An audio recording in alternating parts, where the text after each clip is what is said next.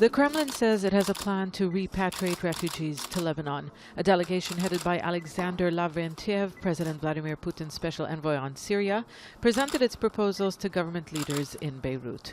Few details were divulged, at least publicly, but Russia is asking the international community to play a role. We all understand that the Syrian government is not capable of rendering much of financial assistance because of the situation. And we appeal to the international community, of course, to contribute to this, all countries. Lebanese leaders have said they welcome Russia's efforts to ensure the return of refugees. So has Jordan. Both countries host hundreds of thousands of refugees and have complained about the burden on them.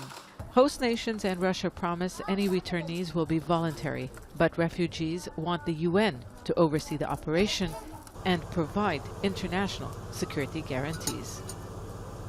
The United Nations says it still does not have the details of Russia's repatriation plan, and while it says it is ready to engage in discussions, the international organization continues to insist Syria is still not safe and that any plan must be in line with international standards. The MABROUK family, just like many refugees here, say they can't return. They list many obstacles, from fear to the lack of jobs.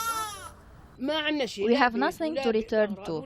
Our house has been looted and destroyed. No one is there to help us. We are afraid of the regime. If we go back, my husband will be forcibly conscripted in the army. Who will work to feed my kids? For many, the war is not over. Russia and Syria see it differently, even though there is no negotiated settlement to the conflict. I think going back, returning to their country, should be tied and linked to rebuilding and building a sustainable peace. You need to address the root causes of the conflict. I think this is a must.